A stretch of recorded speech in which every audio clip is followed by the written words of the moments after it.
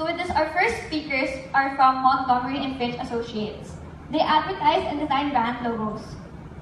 Please welcome them.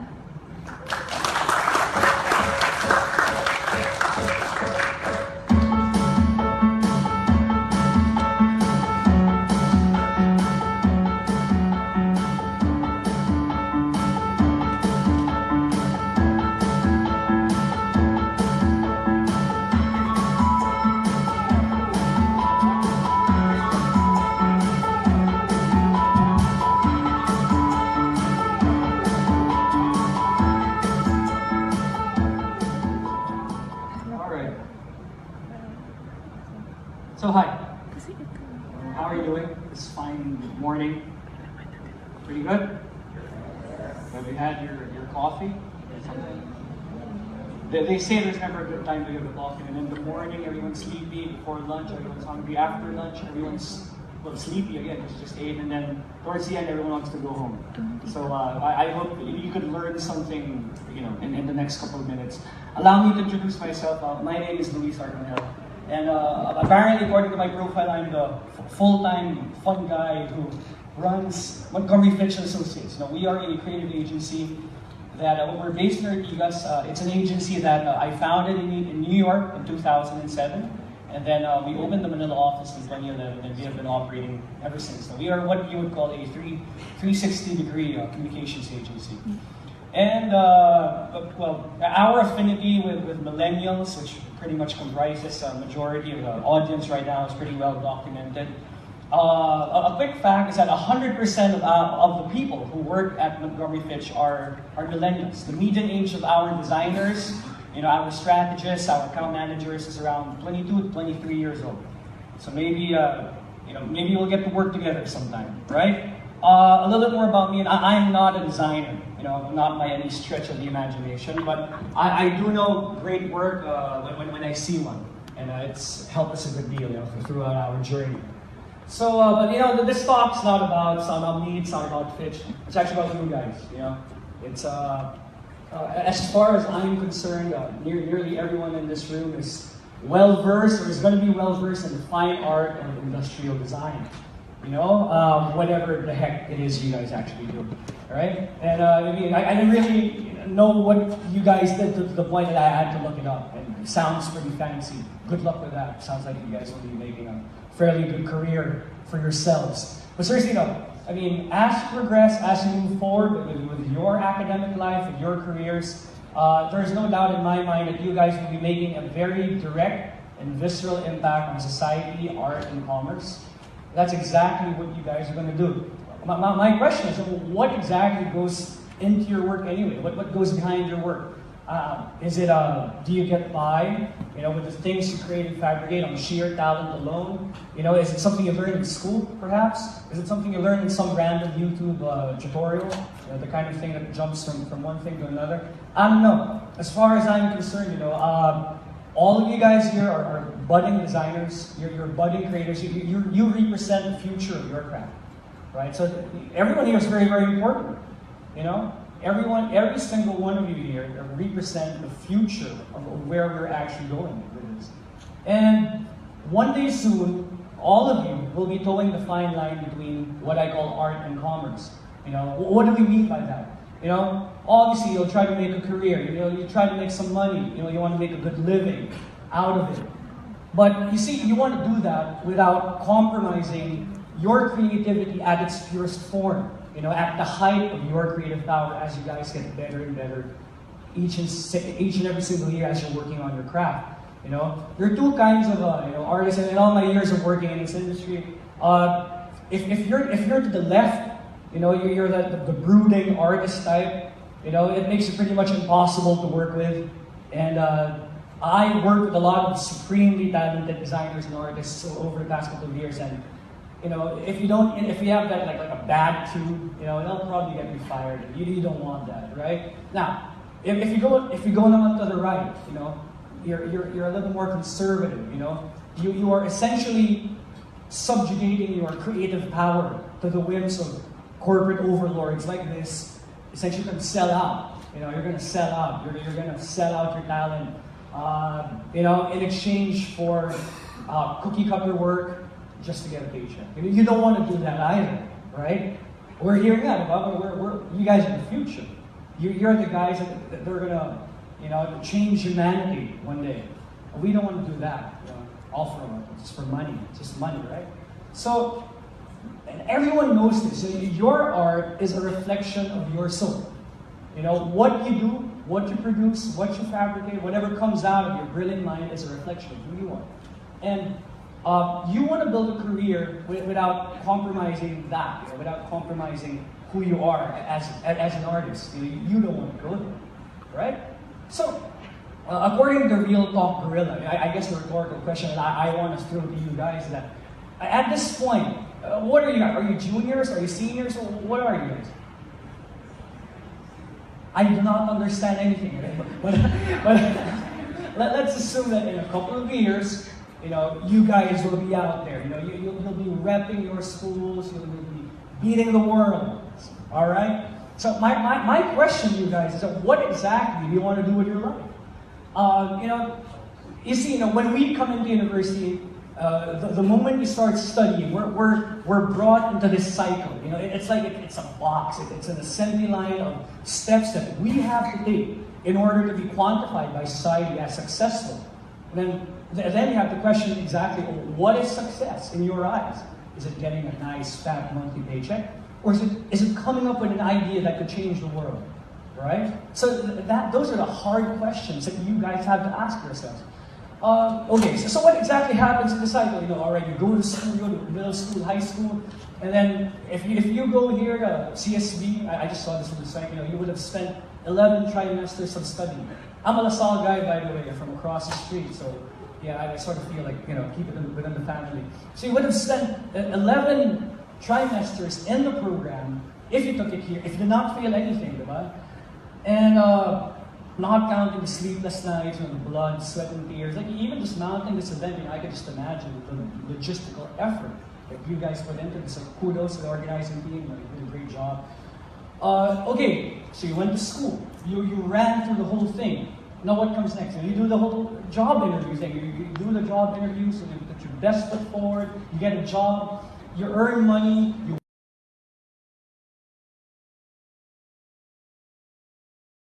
What happens next? Oh my God, this is so tiring. I'm getting burned out, bro. I'm going to move on. I'm going to get a new job, and then the whole thing repeats itself. It's wash, rinse, repeat. Now you have to ask yourselves, is that really all there is to life? I mean, did we just spend all of our parents' money? Went through all that trouble, all those sleepless nights, just to get some little cash every 15 days. Now, why am I even bringing this up with you guys? In my experience, I work with individuals, bright young individuals within the millennial age group for the past 7 years. I've seen them from they were in high school. I've seen them grow. I've seen them, get out into the creative world, and I see a lot of them, fall into this trap. It's like the rat race all over again, and that's why I'm sharing it with you guys. Don't go there, right? Don't go there. You know that there's something more to life. You know that there's something more to your craft, and that's why I'm addressing it, because it so happens that there are a lot of very, very talented young individuals going around today just to get a job. I'll do anything. Kahit ano lang, Photoshop na lang or something, or in short, like the sellout people we were discussing earlier. We don't want to go there. You have to make something more yourself. That is, if I were to share one thing with you today, I hope you get that.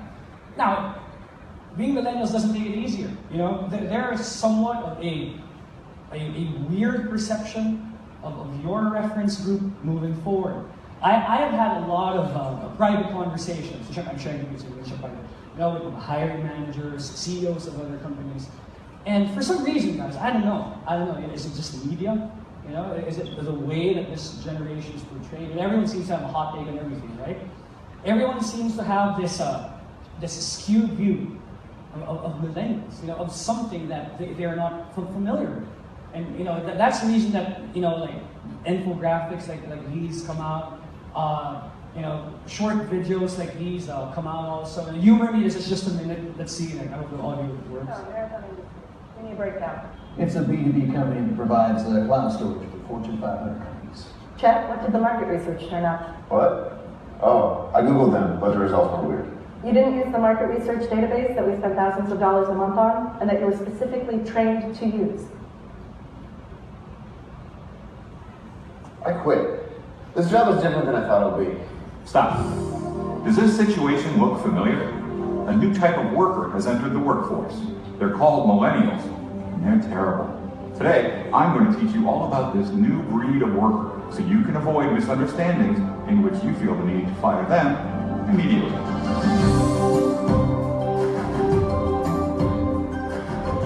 In the first reimagination we just saw, Mary makes the classic mistake of not reassuring Chet while offering overflowing amounts of praise.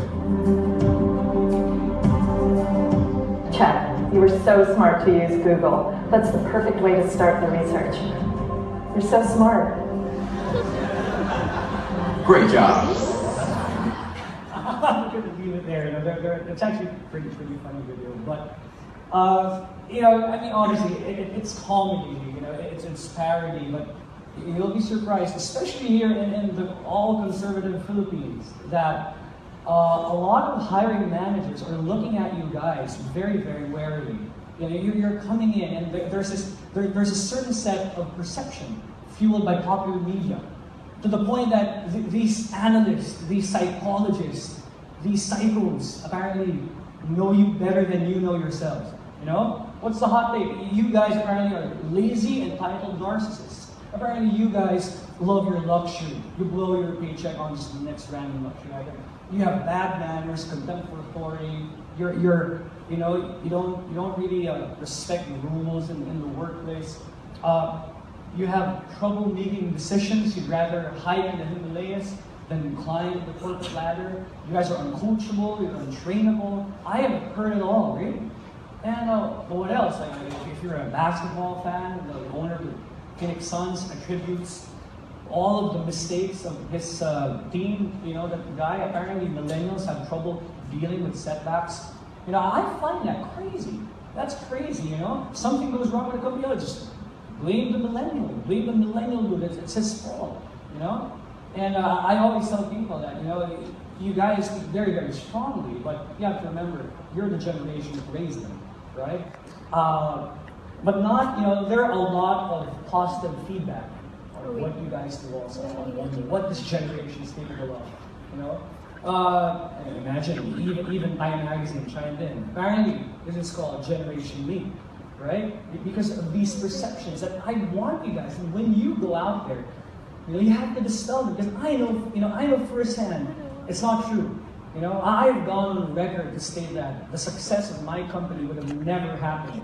I started, guys, with 3 millennials in my group, one of whom is now my managing director. That's Louis over here. He'll give a talk right after me. We started out with 3 people who would work, 24 hours a day, 7 days a week. There was a time that we would see each other even some days for like 2-3 months straight. I think his parents were weirded out. But you see, only you guys are capable of that. It's a passion. It's unbridled passion that you bring to the table, and that's what they have to see out there. We have to make believers out of them. Just like Chelsea Clinton is a believer. Bill Clinton's daughter. She said that, aside from the negatives, none of those describe the millennials that she has had the privilege to work with. I myself have gone on record, to support you guys, and I'm a firm believer in the capability of this generation. It's very, very, very good. This is one of our GIFs. You can see more on our site. You check it out later. Right. So, with that in mind, we're looking at your generation as a whole, and I think we're all in agreement to say that you guys are misunderstood. Some people see you guys are on your phone all the time. Actually, even I'm on my phone all the time. But some see it as an advancement of technology, right? So, instead of calling it the generation of me, I'd rather call it the generation of empowerment. Why is that? You guys are blessed with perhaps the most significant opportunities that any generation has faced. Why? We're not in any war. No one's going to go to the military and shoot people soon. We have no internal conflict, which is enough to disrupt society as we know it. The economy is actually pretty good. What does that mean? I'm not sure if you're keeping track, but the economy is pretty good. It means more jobs for everybody, more money to go around for everybody, more careers to be made. The political situation is relatively stable, depending on who you ask or who you're voting for, I guess.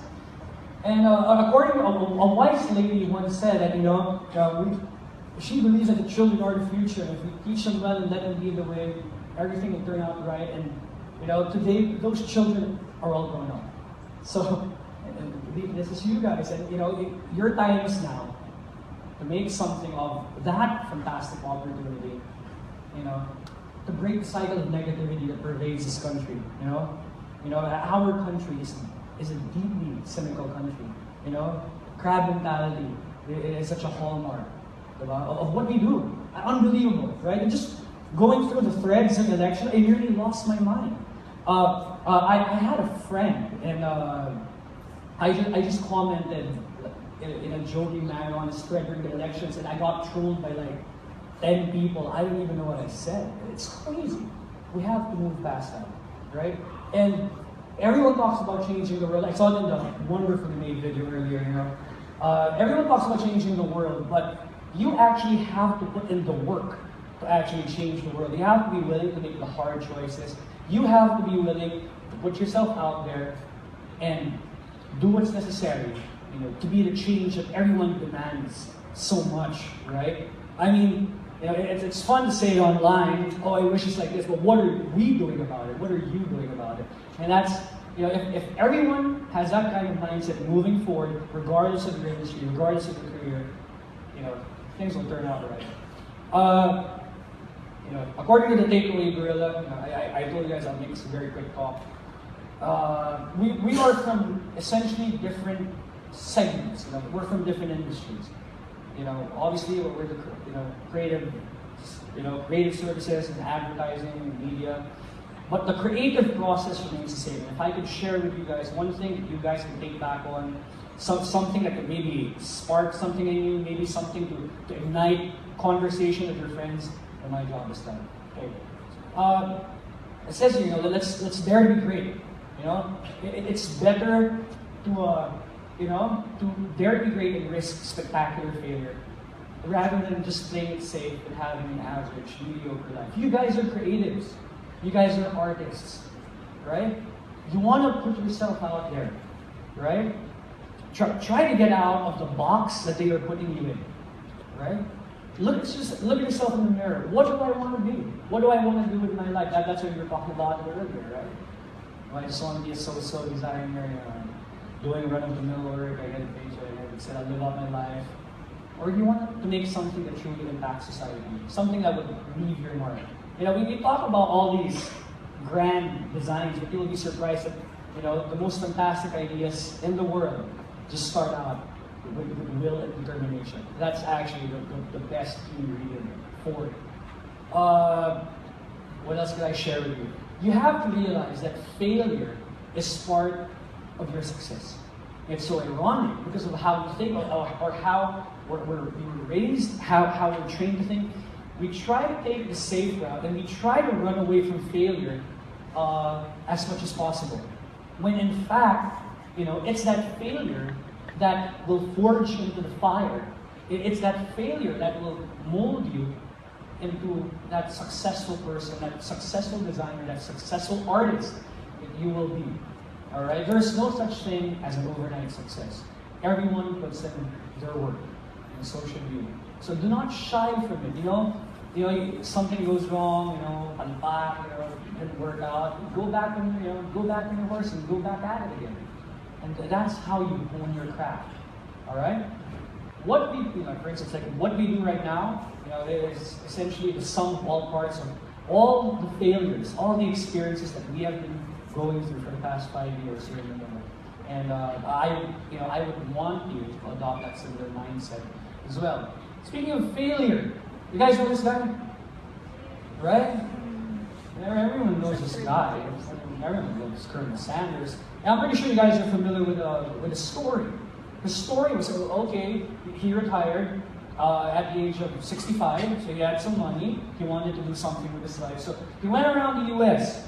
He rode his car. He was driving all around, cooking chicken to all the restaurants who would be willing to give him a shot. If they get him, they would give him a commission of 1 cent per piece of chicken sold. You know how many sales he made during the first 2 years? Wild guess. How many pieces of chicken did he sell during those first 2 years? Anybody? 200? Zero, you know? Zero. He didn't sell anything. Nobody bought from Colonel Sanders. So imagine if you're Colonel Sanders and you're right there. 2 years, I haven't sold a single piece of chicken. My chicken must suck. That must be horrible. Nobody likes it. Not even for a cent. No one wants it, right? What if Colonel Sanders had quit right there? Right there, during that time, I suck, and this is not for me. I'm gonna quit. All it took was one singular decision. That's all it took. And he decided to move on, and now here we are. KFC makes our lives better. And can you imagine a world without any KFC? And that's Colonel Sanders today. Apparently, he does not age. He's on to something over here. Does anyone know this guy by any stretch of the imagination? Wild guess. Anyone know this guy? His name is Nick Woodman. Does anyone know Nick Woodman? Nobody knows Nick Woodman. No, nobody knows. Someone tried to Google it, or people on their phones. So, Nick Woodman, all right. He invested his life savings in Silicon Valley, $200,000 into a company called FunBun. As you can see, this is a while back. Kids, this is our browser before. It's called Netscape Navigator, because I actually remember, And this is the letter he was essentially telling his subscriber base that he was a failure. Now I'm closing down. It didn't work out. So he had to go back to his family, speaking like a humiliation. He lost 200 grand, namutang pa, nawala din. So he was feeling down, so he went to the beach, he went surfing, he was throwing around a couple of ideas. And while he was surfing, he had this lightning bolt idea that came to him. The following day, instead of moping, he went straight, asked his relatives for more money, and he went to other investors asking for more money. Would you guys do that? You just lost your company, right? You literally just lost your company. You lost $200,000. Everything that you had saved. And then, like a week later, you're going to go back again and go back at it. Not too many people are capable of doing that. That's what we call the failure quotient, guys. Up to which point are you willing to fail? If you had known that this is success, you're right here, and if you had only known, if we had the magic power to go into the future and know, and if we had known that, if we had stuck it out just a little bit more, we would have made it. But you see, most people were here. So going back to Nick Woodman, that little surfing thing idea actually turned out to be GoPro. All right, it turned out to be GoPro, and today Nick Woodman is worth $2 billion. All right. So once again, my friends, all it took was one single decision in his life. He could have, waiter na lang siya or something, or I don't know what he would have done. But he went back on the horse. He went at it. He sucked it up, and this is the end result. All right. Last example on failure. Traffic data, nobody knows. We have never heard of this company in our lives. I don't know what's traffic data. It looks like a crappy company. And then you're going to look at the business card. Who's on the business card? Bill Gates. It's Paul Allen. Paul Gilbert. Who essentially formed the core team of what would later on become Microsoft. Right? So once again, this thing failed miserably, by the way. It failed miserably. So, tandaan nyo guys, in your life, in your young lives, you'll be encountering a lot of adversity. You'll be encountering a lot of challenges. You'll be coming, you'll be presenting a lot of work that will be flat out rejected. But don't stop there. Because who knows? You are this close to success. And those failures will make you into the person that, it's who you'll become eventually. So, what else we have? Let's be quick.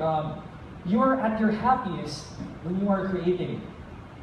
Are you at your happiest when you're creating, guys? When you're making those fun, industrial, designy things? Are you happy? Well, you should be, because if not, you're in the wrong industry, you know? If you're happy with what you're doing, you love what you do, you go at it with passion, you know, with enjoyment, you know, just the creative process, you know, it makes you super, super happy. It gets you off, right? You will never work a day in your life, you know. Guys, I have been so blessed and so fortunate to work with a fantastic group of individuals. You know, we come in every day, we go at it, we go at the grind of our industry, of our segment, and I feel like I have never worked a day in my life. You know, it's not work. Sometimes nagugulat kami, "Uy, Friday na? Ano ba? Ganun ba yun?" And guys, I have worked in jobs that paid a lot of money, and then I keep on looking at my watch. What's the bun? 2 pa lang. You know. Suffice to say, I did not last very long in those jobs. Never take a job strictly for money. You know, make that a big determinant to the decision that you guys will be making moving forward, because you know you're essentially, you know, pawning your soul in the process. Make your career an enjoyable one, because work without passion is not work at all, and it's going to be crap work. It's crap work. Right? So yeah, according to George Lewis, one of the foremost creative minds of the 21st century, you can be cautious or you can be creative, but you cannot be a cautious creative. There's no such thing. It's an oxymoron, right? When you're creative, you are supposed to push the boundaries of artistry and innovation. That's what you guys are here for, right? Without that, you know, if you're just playing it safe, coming up with a template design, coming up, you know, what's the point? What's the point in doing all of this when your job is to bring innovation into the world, and you're not even doing it, right? So always remember that, guys. No such thing as a cautious creative, no such thing as a cautious designer. You have to push the boundaries each and every single time, you know, catch lightning in a bottle, and I wish you luck when you get there. All right, what else? Hard work trumps talent all the time, you know? Hard work and talent. Now, if you have both, you're perfect. Give me a call. So, hard work. You know, we're speaking of hard work and talent. I have had, once again, the great blessing to have worked with very, very talented creatives. And I've also had the opportunity to work with really, really lazy but extremely talented creatives. And that didn't work out either. It's a waste of talent. Your talent will go nowhere if you don't have the work ethic to back it up. Right? Always remember that. And even today, you know, I mean, I encounter so many people, you know, especially the people who want to work with us, and they come in, they have this great resume, they have a great recommendation from the professor and Mr. and Mr. Nguyen, who may or may not be their tita, but you know, let's not get into that. But great recommendation, and you know, look at the money, look at that, and then when they start working, you see that, you know, there's that sense of entitlement, there's that sense of, kaya ko yan. You know, there's a sense of, this is easy for me, right? And then that's when we are reinforcing the stereotype of millennials that we see in the media. And I've worked with that, I've bared with that for a long time. Don't be that person, all right? You know better. That's why we're here, right? To get new ideas. You know this naman. It's really just a stark reminder of who we have to be and who we want to be as artists, as professionals, as individuals. Always remember, a big idea can change the world as you know it.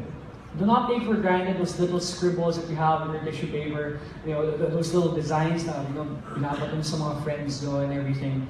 A lot of the innovations that we have, a lot of the, you know, the game changers we have, you know, started out really, really small. And, you know, when it was encouraged, it was, you know, it was festered, and it could literally change the world. Who knows? So I don't know. I don't know if one of you guys have the next game-changing product or fabrication that could, you know, I mean, just a couple of years ago, guys, like 3D printing was not even a viable reality. It's like science fiction for us, and now it's really true. What's next? You tell me. Your portfolio, you know, it should really shock people, you know, it should absolutely kick some, yeah. And why? You know, at our agency, at our firm, we receive a lot of really, really nice portfolios. Very nicely done, by the book. Don't do it by the book, guys. You're taught to do something, but then again, you're for agents, you're artists, and you're do it by the book. When I see an orderly portfolio, I don't even look at it anymore. Try to shock me, you know? There are like 100 people who want this job. Do something for me. Make me get out of my seat, right? What will make me look at it? It doesn't even have to be the portfolio. It could be a cover letter. Yeah, I'll share a quick story. We received one day the most ostentatious cover letter in the history of mankind.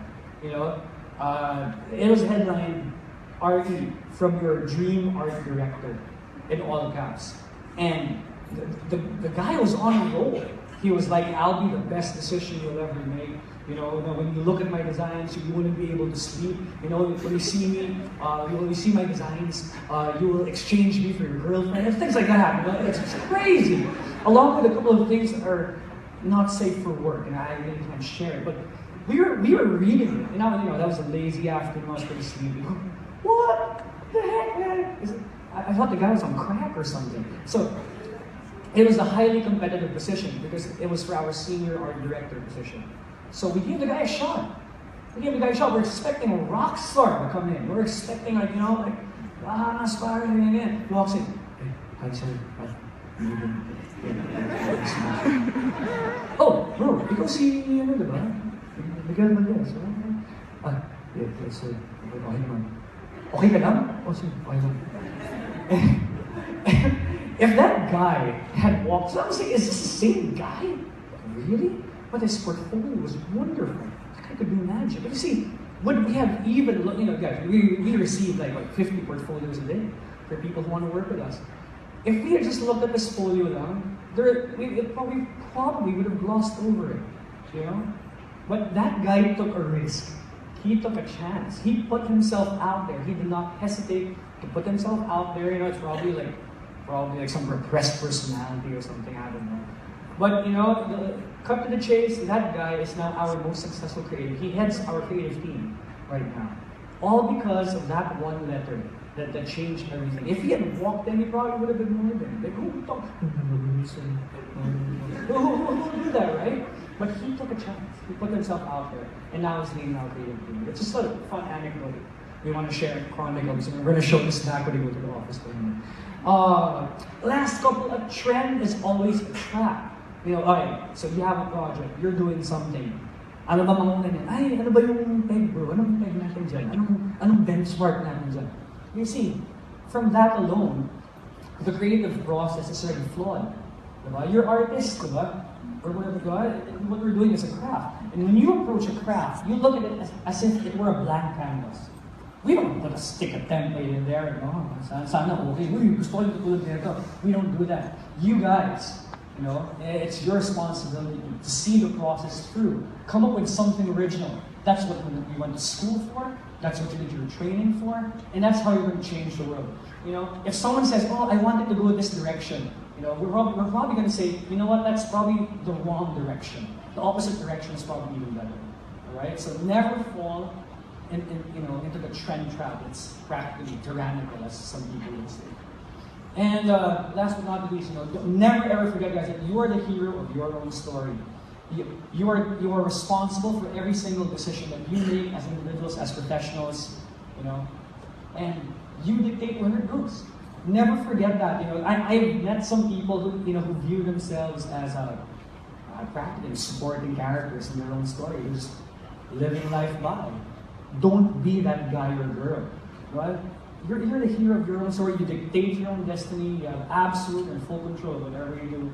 Empower yourself, guys, and that way you can really write the best possible ending to your story. Now, speaking of endings, that's the end of my talk. Thank you so much for having me. It was wonderful. My details over here. If you have any questions, that may or may not be asked later, don't hesitate to add me on FB or believe it or not, I actually answer everything, even the most creepy ones at midnight when people chat over midnight. Okay? Just add me up, guys. Don't be shy. I really try to make it happen. Thank you so much. And next up is Mr. Luis Arcangel, our managing director. Says,